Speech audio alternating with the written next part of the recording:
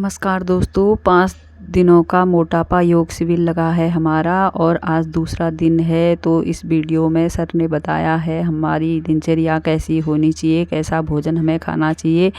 योग मंजरी के बारे में बताया है जिसमें हमारे आसन भी हैं, सब कुछ उसमें दिया है। और इस वीडियो को देखते जाएं, अपने जीवन में इन बातों को फॉलो करें। और नए साधक जो पहली बार योग में आए हैं, अधिकारीगण, मोटापा योग निवास शिविर में दूसरे दिन में आपका हार्दिक अभिनंदन स्वागत है। इससे आज बहुत पीड़ित हैं, दुखी हैं और उसका कोई निवारण मेरे सामने नहीं है। अगर हम सच कहें कि शिविर लगाने का उद्देश्य है कि आपके अंदर एक प्रेरणा जागरूक करना, आपको इसके प्रति जागरूक करना कि योग में कितनी शक्ति है जो आपके मोटापे के रोग को भी दूर कर सकता है, या और कोई बीमारी जो आपके साथ है वो आपके योग से बाहर निकल जाए, जिससे हम पीड़ित हैं। आप विश्वास कीजिए, किसी पैथी में कोई ऐसा इलाज नहीं है जो उस योग का निदान कर सके। केवल योग मार्ग ऐसा मार्ग है जहाँ पर हम अपनी बीमारी से छुटकारा पा सकते हैं, यदि हम नियमित रूप से उसको अपनाएं। योग एक आध्यात्मिक भी है, एक प्रेरणादायक भी है, एक शारीरिक भी है और एक मानसिकता को ठीक करने वाला एक मार्ग है। इससे बड़ा आज कोई मार्ग नहीं है। हम यदि इसको दिल से अपनाएं तो आप बहुत बड़ा छुटकारा पा सकते हैं। समय मेरे पास कम है क्योंकि समय अनुसार दिया है मेरे पास। मुझे इतने समय कितना दिया मुझे?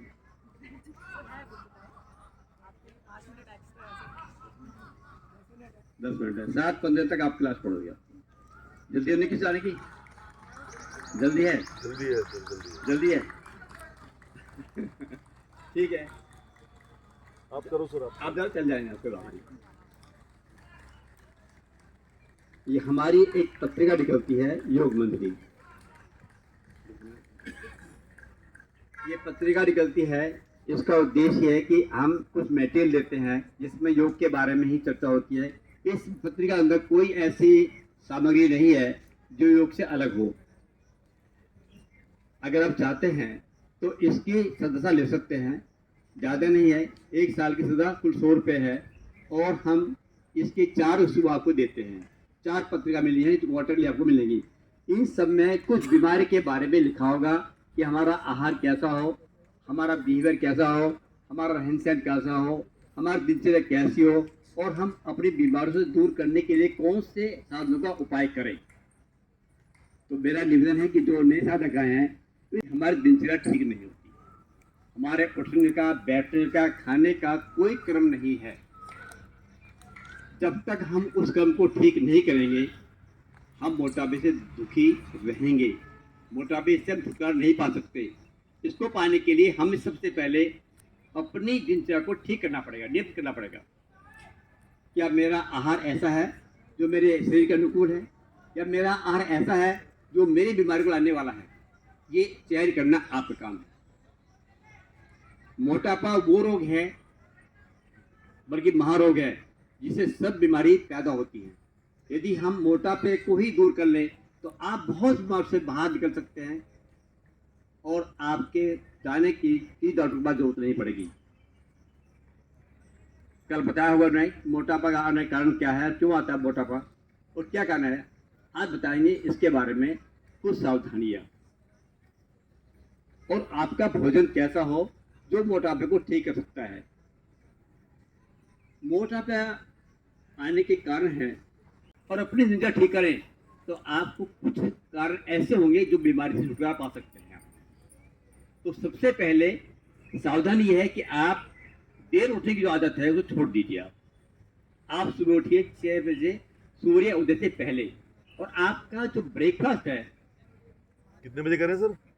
सूर्य उदय, और ब्रेकफास्ट जो आपका है टाइम क्या बता था? सूर्य उदय के 2.5 घंटे के अंदर हो जाना चाहिए। अगर आपका नाश्ता सूर्य उदय के 2.5 घंटे के अंदर नहीं होता या उठने के 2.5 घंटे के अंदर नहीं होता तो मोटापा बढ़ेगा। नोट कर लीजिए आप। पहला कारण तो ये है, ये सावधानी आपको बरतनी पड़ेगी कि हम सुबह उठें और उठने के 2.5 घंटे के अंदर हम अपना नाश्ता कर लें, प्रॉपर नाश्ता जो आप करते हैं। ठीक है, नाश्ता तला हुआ नहीं होना चाहिए, नाश्ता वो नहीं होना चाहिए जो आपके शरीर का अनुकूल नहीं है, नाश्ता वो हो जो आपके शरीर का अनुकूल है। हम भोजन किस लिए करते हैं? भोजन किस लिए करते हैं?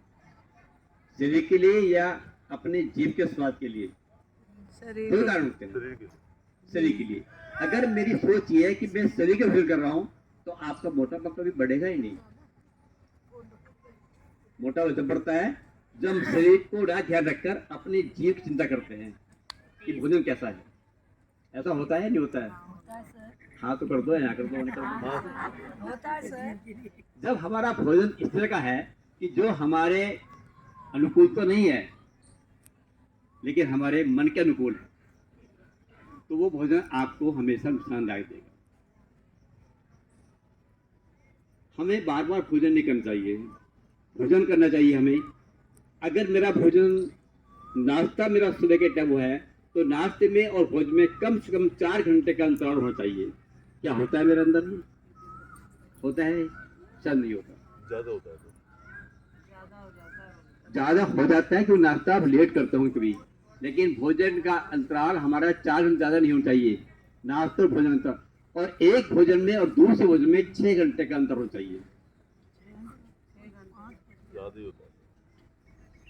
ज्यादा भी जरूर नहीं है, ज्यादा भी होना चाहिए, वो भी गलत है।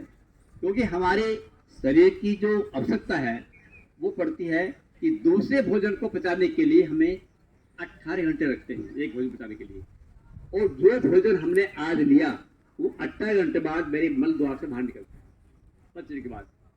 तो यदि आप भोजन की क्रिया को ठीक कर लेंगे, कर्म को ठीक कर लेंगे, दिनचर्या ठीक कर लेंगे, तो भोजन आपका अनुकूल हो जाएगा और आप मोटापे से छुटकारा पा सकते हैं।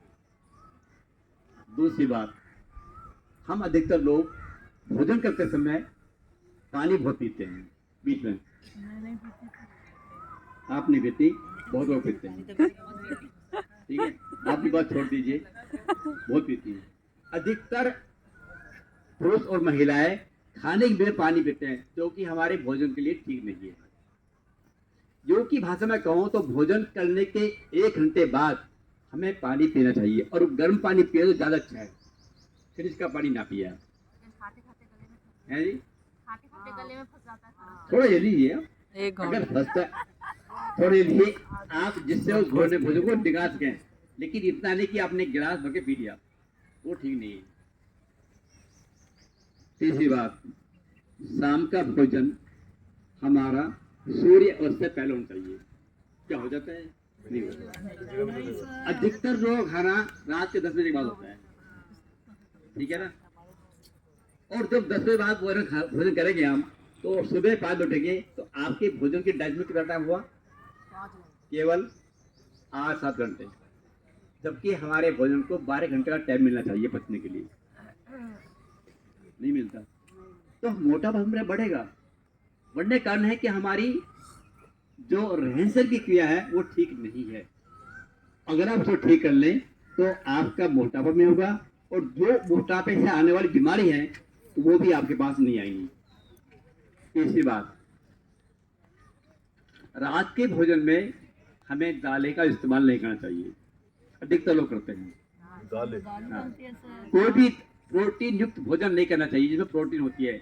दाल में अधिकतर प्रोटीन होती है और उस भोजन को हमें रात को नहीं करना चाहिए। पनीर भी रात की सब्जी नहीं खानी चाहिए, लेकिन ऐसा होता नहीं है, करते हैं।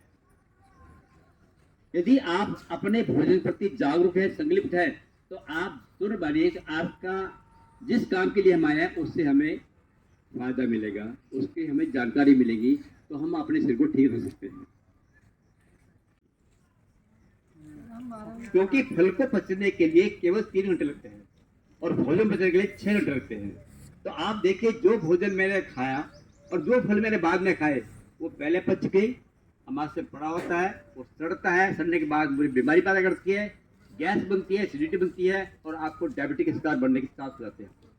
और जब डायबिटिक बनते हैं तो सारी बीमारी, हाइपरटेंशन बीमारी पैदा होती है। एक बीमारी के पालने के बाद हम कितनी बीमारी का शिकार बनते हैं, ये आपको अंदाजा बाद में लगता है कि बीमारी बढ़ जाती है मेरी। यदि इसे का थोड़े से हम निदान कर लें और ध्यान दें तो कम से कम इन बीमारियों से आप बाहर निकल सकते हैं। तो सबसे पहले अपने भोजन को ठीक कर लीजिए और अपनी दिनचर्या बदल लीजिए आप। और जिस दिन आपकी दिनचर्या बदल जाएगी, आपका भोजन ठीक हो जाएगा, उस दिन आप इन मोटापे से बाहर निकल जाएंगे। मोटापा बीमारी नहीं, महा बीमारी है, नोट कर लीजिए। और हम इसे दूर निकलने के लिए सबसे अच्छा मार्ग है योग मार्ग, जहाँ पर योग के अंदर हम वो क्रिया कराते हैं जो आपके बड़ी आंत को, छोटी आंत को, आपकी किडनी को, आपकी क्रिया बनाती है। और जब आपकी बड़ी आंत सक्रिय हो जाएगी, जो ब्लड को बाहर फेंकती है, तो आपका मोटापा बढ़ नहीं सकता।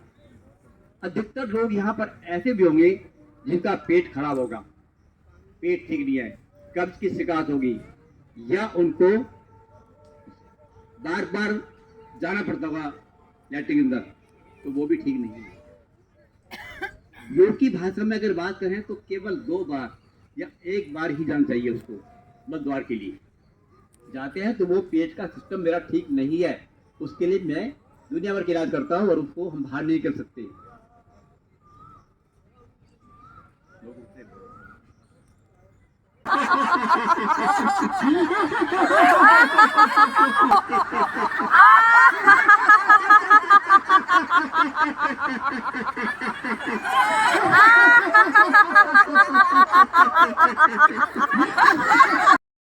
ध्यान मेरा नासिका के अग्रभाग पर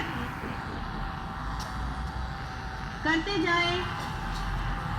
नाभि का संकुचन रीढ़ की ओर करने से मेरे पेट के अंग दबाव में पेट के अंग स्वस्थ होते हुए और साथ के साथ मेरे पेट की चर्बी कम होती हुई।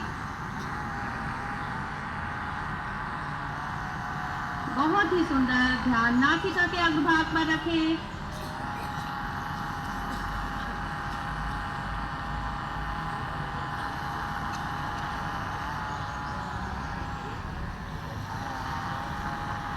बहुत ही सुंदर प्रयास सभी का।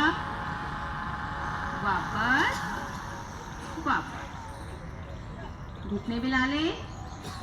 दोनों